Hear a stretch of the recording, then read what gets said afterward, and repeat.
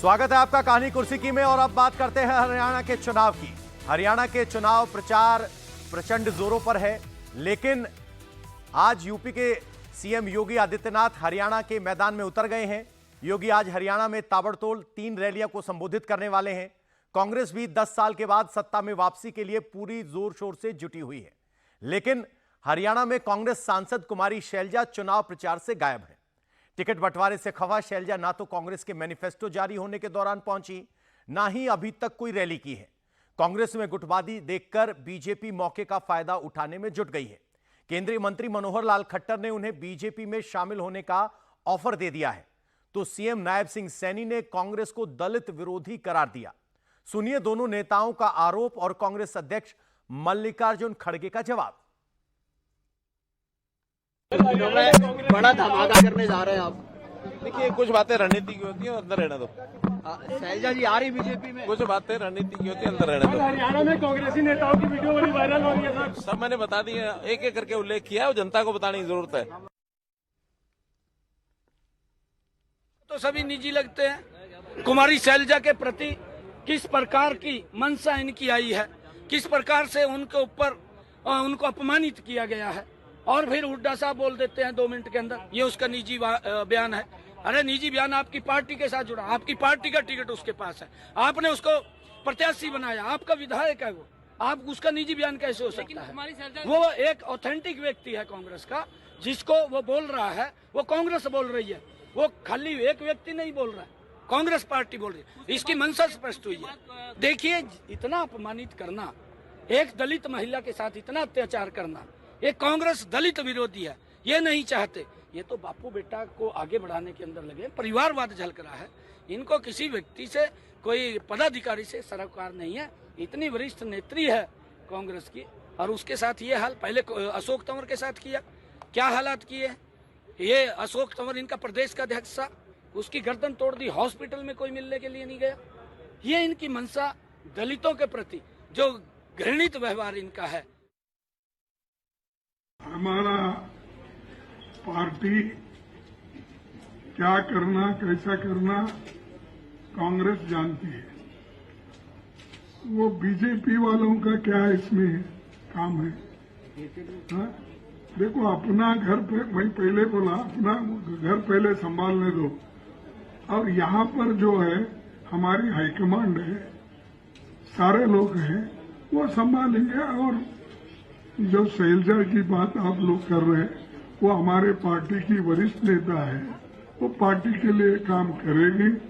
वो पार्टी में पूरा ध्यान लगाकर पहले से भी की है, आज भी करेगी और आइंदा भी करेगी। तो ये कोई सवाल बीजेपी से सीखने की जरूरत नहीं है। बीजेपी अपने पार्टी को संभाल लेने दो, कांग्रेस पार्टी का जो संभालना है, मिलना है, हम देखेंगे। तो मल्लिकार्जुन खड़गे कह रहे हैं कि मेरे अंगने में तुम्हारा क्या काम है, लेकिन राजनीति में तो दूसरे के घर की फूट को सबसे पहले भुनाने की कोशिश होती है। वो बयानों से आपने देख भी लिया। आपको बता दें कि कुमारी शैलजा को लेकर जाति सूचक शब्दों का इस्तेमाल किया गया, वो भी कांग्रेस के नेता की तरफ से, जिसके बाद ये पूरा मामला खड़ा हुआ। अवधेश जी, कुमारी शैलजा के अपमान का मुद्दा बीजेपी उठा रही है, न्योता दे रही है बीजेपी में आ जाओ। कुमारी शैलजा को यह न्योता देना बीजेपी के लिए फायदे की बात या नुकसान की बात? भारतीय जनता पार्टी, ऐसा लग रहा है कि लोकसभा चुनाव में धक्का खाने के बावजूद जो उसके मूल कारण है उसको समझने के लिए नेतृत्व तैयार नहीं है। कार्यकर्ताओं की तो समझ है, आप स्वयं हरियाणा में थे, आप घूम रहे थे। कार्यकर्ताओं की भावनाओं में बाहर से आए नेताओं को महत्व देना, टिकट देना, राज्यसभा भेजना, अपने निष्ठावान पुराने कार्यकर्ताओं समर्थकों की अनदेखी करना हरियाणा में इस समय भी एक बड़ा मुद्दा है।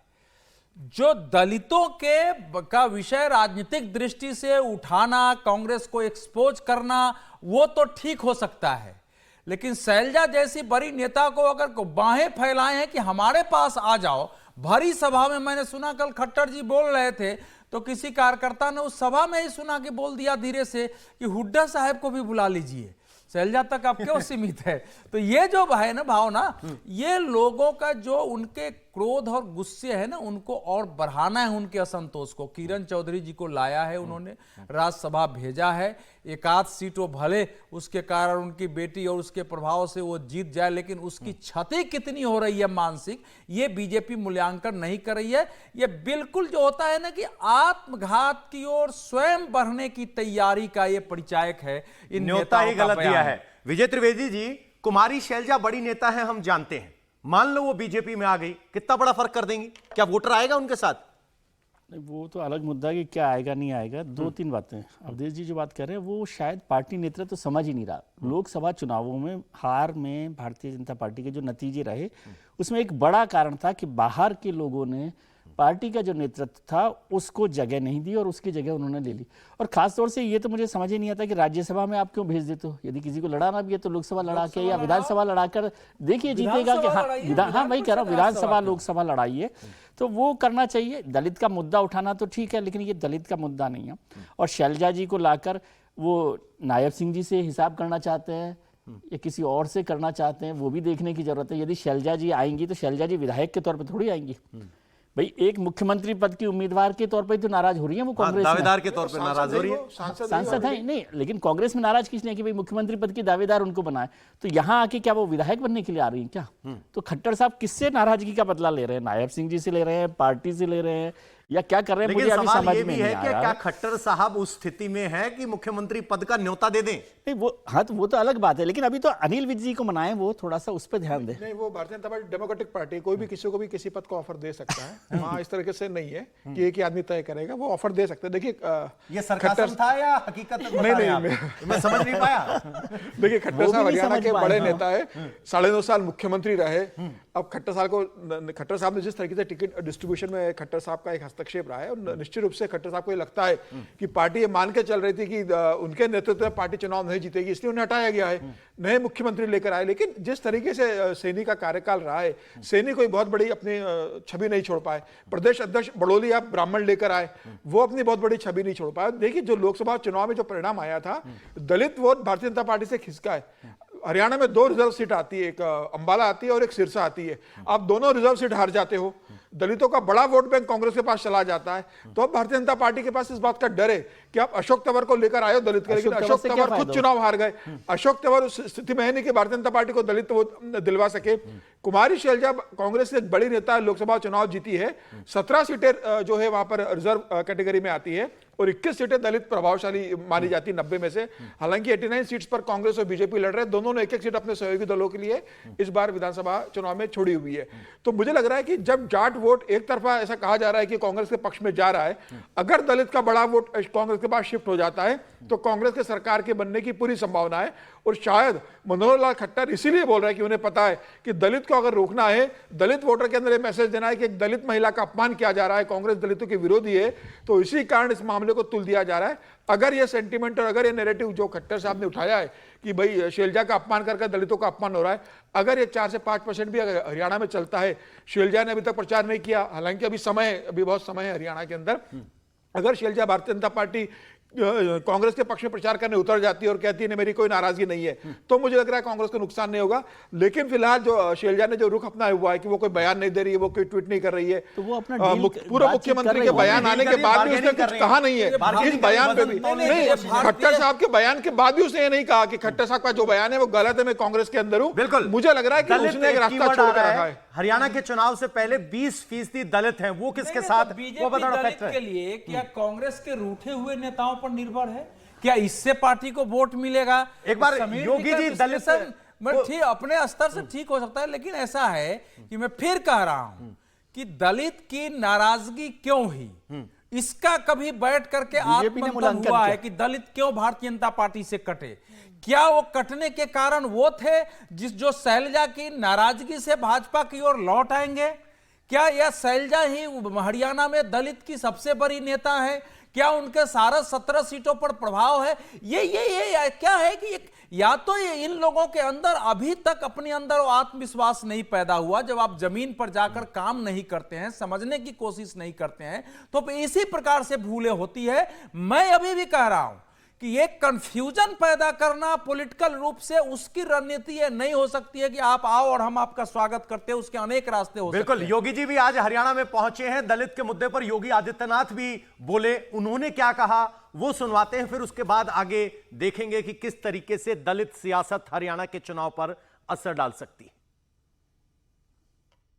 जब भी इन्हें सत्ता प्राप्त हुई, अनुसूचित जाति के लोगों पर अत्याचार, जब भी इनको सत्ता प्राप्त होती है, सुरक्षा पर सेंध लगाना, दंगा कराना, यही इनका कार्य रहा है। और यही कारण रहा है कि कांग्रेस ने अपने आजादी के बाद सबसे लंबे समय तक देश के अंदर शासन करने के बावजूद एक भी एयरपोर्ट का नामकरण महर्षि वाल्मीकि के नाम पर नहीं किया। एक भी एयरपोर्ट का नामकरण संत रविदास जी के नाम पे नहीं किया। एक भी एयरपोर्ट का नामकरण इन्होंने बाबा साहब भीमराव अंबेडकर के नाम पर नहीं किया। तो देखा आपने किस तरीके से दलित शब्द पर फोकस वापस आ गया है। आरती टिक्कू जी, कुमारी शैलजा बड़ी नेता रही हैं, मुख्यमंत्री पद की दावेदार जब भजनलाल पीछे हटे थे तब से हैं, हुड्डा रेस में आगे निकल गए, 2 बार सीएम बन गए। क्या अब की बार उनकी कोई स्थिति बन सकती है? क्या वो सचमुच उस स्थिति में है कि दबाव बना पाए? क्योंकि टिकट में तो नहीं चली, इसलिए नाराज है। देखिए, बिल्कुल मुझे लगता है कि इनफैक्ट थोड़ा सा मैं डिफर करूंगी। यहाँ पैनलिस्ट ने कहा कि खट्टर जी ने जो जिस तरह से न्योता दिया है शैलजा जी को, कोई और भी ऑल्टरनेटिव मैकेनिज्म्स हो सकते हैं। लेकिन मुझे लगता है कि बीजेपी, अगर आप देखें पिछले 10 साल में प्राइम मिनिस्टर मोदी की जो पॉलिसीज़ रही है दलित्स के लिए, ओबीसीज के लिए, लोअर कास्ट के लिए, मुझे नहीं लगता है इतना काम हुआ होगा पिछले, अगर हम पूरे 75 साल में देखें, जो जितना काम 10 साल में प्राइम मिनिस्टर मोदी के अपने पर्सनल पॉलिसी एक बात है, हमारा चेहरा कौन हो, हिस्सेदारी की बात है। बिल्कुल बिल्कुल, मेरा नेता कहाँ है? बिल्कुल, आप खुद देखिए कि प्राइम मिनिस्टर ने हर जगह ओबीसी या दलित चेहरों को कितना प्रमोट किया है, इतनी पावरफुल पोजीशंस दी है। लेकिन उसके बावजूद बीजेपी लगातार हर स्टेट में दलित्स को कहीं ना कहीं एलियनेट कर रही है। और अगर आज भजनलाल ओपनली कह रहे हैं कि हम शैलजा जी को स्पेस देंगे, तो मुझे लगता है पॉलिटिकल लेवल पे एक अपॉर्चुनिटी है कि बीजेपी वो जो गैप बना है दलित्स के साथ, उसको ब्रिज करे, उनको साथ लाए। वो अलग बात है कि वो शैलजा जी को क्या देंगे, क्योंकि इसमें एक बहुत ही थिन लाइन, एक बैलेंसिंग जो अप्रोच है कि अपने पार्टी के लोग जो नाराज होंगे क्योंकि कांग्रेस से किसी को आप लाते हैं और उनको इतनी पावर देते हैं, और अपने ही आपके जो कर्मचारी है, आपके जो एक्टिविस्ट है लोअर लेवल से अपर लेवल तक, वो नाराज हो सकते हैं। लेकिन मुझे लगता है एक बहुत इम्पॉर्टेंट इशू बीजेपी के लिए है कि प्रोविंशियल लेवल पे, रीजनल लेवल पे दलित्स के साथ वो जो गैप है उसको ब्रिज करने की बहुत जरूरत है। और मुझे लगता है इसलिए आप ही की बात से निकला हुआ सवाल ये है, आप कह रहे हो पॉलिसी पर बहुत काम हुआ, क्या परसेप्शन पे काम हुआ? अवधेश जी, देखिए, परसेप्शन तो 24 के चुनाव में यही चली ना कि बीजेपी आरक्षण खत्म कर देगी। आरक्षण आपको उसको कैसे काउंटर किया? जगह जगह जो सभाएं हो रही थी, कार्यकर्ता तैयार किए गए थे दलितों को, एनजीओ के द्वारा, वो दलित बस्तियों में जा रहे थे, अंबेडकर साहब की तस्वीर लगा के सभाएं हो रही थी, बीजेपी उसका कभी खंडन नहीं किया। तो इसलिए वो एक बड़ा कौज खड़ा हुआ था, और इसलिए खंडन नहीं कर पाई कि जब आपके कार्यकर्ता और समर्थक निराश होकर, नाराज होकर घर बैठ जाते हैं, तो नैरेटिव की लड़ाई नहीं लड़ी जा सकती है, केवल नेता के भाषण से और काम से नहीं लड़ा जा सकती है। तो जो मूल समस्या भारतीय जनता पार्टी की पूरे देश में है, लोगों ने जहां वोट दिया है उसमें हजारों लाखों लोगों ने मन मसोस कर राष्ट्रवाद हिंदुत्व के नाम पर दिया है कि हमारे पास कोई चारा नहीं है। तो भारतीय जनता पार्टी अगर ये सोचती है कि इतने बड़े धक्के का हम किसी एक नेता का नाम ले लेंगे और हो जाएगा, वो नहीं हो सकता है। आज भी दलित कार्यकर्ता उनके बीच हैं, अपने कार्यकर्ता उनके बीच हैं, उनको खड़ा करके उनकी मानसिकता समझ के नए सिरे से रणनीति बनानी होगी। अपने नेताओं को आगे बढ़ाइए, उनको प्रमोट कीजिए, दिखाइए, प्रचारित कीजिए। क्यों? मैं नैरेटिव की लड़ाई तो कार्यकर्ता लड़ता है ना, गांव के चौक पर, चौराहों पर, मोहल्ले पर। तो वो अगर नहीं खड़ा होकर लड़ रहा है, मायावती जी की जाति के लोग पहली बार समाजवादी पार्टी को गाजियाबाद मेरठ में वोट दे रहे हैं। ये सामान्य स्थिति, मैं स्वयं हरियाणा में गया, वाल्मीकि की बस्तियों में कहा ना इस बार तो कांग्रेस को जिता देंगे। और ये बात तो तब है सर जब समाजवादी और बीएसपी साथ आए थे, तब वोट नहीं दिया था। तब वोट नहीं दिया था, लेकिन अब की बार दे दिया। चलो अब जरा आगे बढ़ना पड़ेगा सर, वक्त की कमी है। अब बात करते हैं यूपी में सीएम योगी आदित्यनाथ की, जो आज मिशन हरियाणा पर है। बीजेपी हरियाणा में कांग्रेस को दलित कार्ड पर फंसाना चाहती है, वहीं सीएम योगी आदित्यनाथ ने भी इसी ट्रैक पर लाइन और लेंथ को सेट करते हुए कांग्रेस और हरियाणा के विपक्षी दलों को टारगेट पे लिया। यूपी में क्राइम के खिलाफ यूपी में एक्शन पर अपना रिपोर्ट कार्ड पेश किया। योगी ने बताया कि अब यूपी में दंगा नहीं होता, दंगाइयों को डर है कि बुलडोजर उनके सारे चैप्टर क्लोज कर देगा। तो योगी मॉडल जिसकी बात करते हैं, बुलडोजर मॉडल जिसे कहा गया, उसको लेकर योगी ने क्या कहा, सुनिए। याद करिए 2017 के पहले उत्तर प्रदेश की स्थिति क्या थी। आबादी का सबसे बड़ा राज्य किन स्थितियों में था। हर तीसरे दिन दंगे होते थे, अराजकता चरम पर थी। उत्तर प्रदेश की डबल इंजन की सरकार ने दंगों से सर्वथा मुक्ति प्राप्त कर दी है। अब पिछले 7.5 वर्ष में एक भी दंगा उत्तर प्रदेश के अंदर नहीं हुआ, एक भी दंगा नहीं हुआ, क्योंकि दंगा करने वालों के लिए इस सामने उपकरण खड़ा कर दिए हैं कृष्ण बेदी ने पहले ही।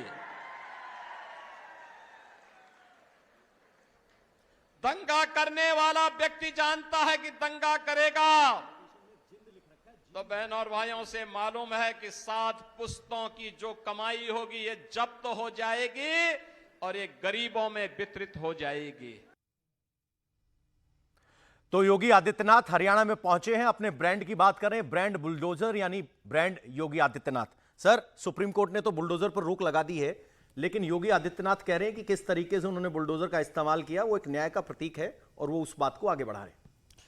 पॉलिटिकल ब्रांडिंग में योगी जी के पास बुलडोजर है और उसमें उनकी लोकप्रियता में कोई कमी नहीं आई है। सुप्रीम कोर्ट ने जो कहा है वो एक कानूनी बात है और उस पर रोक लगा दी गई है और उसको लगातार बहुत बहस भी हुई है। हम लोग तो खैर, मैं तो खासतौर से बुलडोजर एक्शन के समर्थन में नहीं हूँ, लेकिन योगी जी का ब्रांड है वो, और वो योगी जी वहाँ हरियाणा में जाकर भी उसी बात को चला रहे हैं, क्योंकि वो 2 चीज़ों के ब्रांड है, एक हिंदुत्व के ब्रांड है, एक लॉ एंड ऑर्डर को बुलडोजर के साथ जोड़कर करते हैं। अब हरियाणा में एक तो हिंदुत्व का मुद्दा भी उस तरह से नहीं चल रहा। हिंदुत्व में कोई यदि चल रहा होता तो हरियाणा के लोकसभा चुनावों में भी वो चल जाता, और विधानसभा चुनाव तो और ज्यादा कॉम्प्लिकेटेड तरीके से वहाँ चल रहा है। हरियाणा में तो कॉन्फ्लिक्ट है ही नहीं ना सर, वहां तो जाट वर्सेस नॉन हाँ, जाट तो इसीलिए कह रहा हूँ हिंदुत्व का कॉन्सेप्ट नहीं है। और बुलडोजर का जो एक्शन का जो वो है, मुझे नहीं लग रहा कि अभी इलेक्शन में, खासतौर से हरियाणा के इलेक्शन में कोई बहुत बड़ी मदद करेगा। लेकिन योगी जी भारतीय जनता पार्टी के बड़े नेताओं में से एक है। यदि 5 नेता आप शामिल कर लेंगे टॉप के, तो उसमें स्टार प्रचारक है योगी आदित्यनाथ। स्टार प्रचारक तो है हिंदुस्तान नहीं, लेकिन मतलब वैसे भी वो 5 लोगों में से शामिल है और देश भर में उनका वो होता है। अब उसका कितना फायदा वहां उठा सकते हैं, लेकिन अभी लड़ाई आप दलित पॉलिटिक्स की कर रहे हैं और उसमें योगी जी को आप भाषण दिलवा रहे हैं। तो यहाँ भी एक तो नाथ पंथ जो है, नाथ पंथ जो है भारत के मतलब जो वो जो भक्ति आंदोलन था, उसमें एक व्यापक समाज सुधार आंदोलन है, जातियों से परे उठ करके। और नाथ पंथ का असर इसलिए भी है, रोहतक में मठ बहुत भी है, बहुत असर है। जहां के महंत देखिए, नहीं, हिंदुत्व को आप उस ढंग से मत लीजिए ना। हरियाणा में भी बीजेपी को जो वोट मिला इतने असंतोष के बावजूद, अंतरधारा में हिंदुत्व है और राष्ट्र है। राष्ट्रवाद, वो राष्ट्र और हिंदुत्व एक बेसिक वोट बैंक ज्यादातर प्रदेशों में भाजपा का बन चुका है। वो बेसिक वोट बैंक इतनी आसानी से नहीं जाने वाला है, वो लंबे समय से क्रिएट हुआ है और वही बीजेपी को बचाती है। उसको अगर वो कंसोलिडेट करेगी ना आधार पर, तभी होगा। आप हिंदुत्व के चेहरे को, राष्ट्रवाद के चेहरे को आप अलग करके दूसरी पार्टी से लोगों को लाकर चेहरा देंगे तो वो वोटर जो आपका बेस है नाराजगी इस उसको बात तकलीफ से कि होगी। बाहर से नेता लेके आ रहे हैं, लेकिन बड़ी बात यह है कि योगी आदित्यनाथ एक राष्ट्रवाद और एक संत समाज का प्रतिनिधित्व करते हैं। उनका असर कितना होगा वो देखेंगे।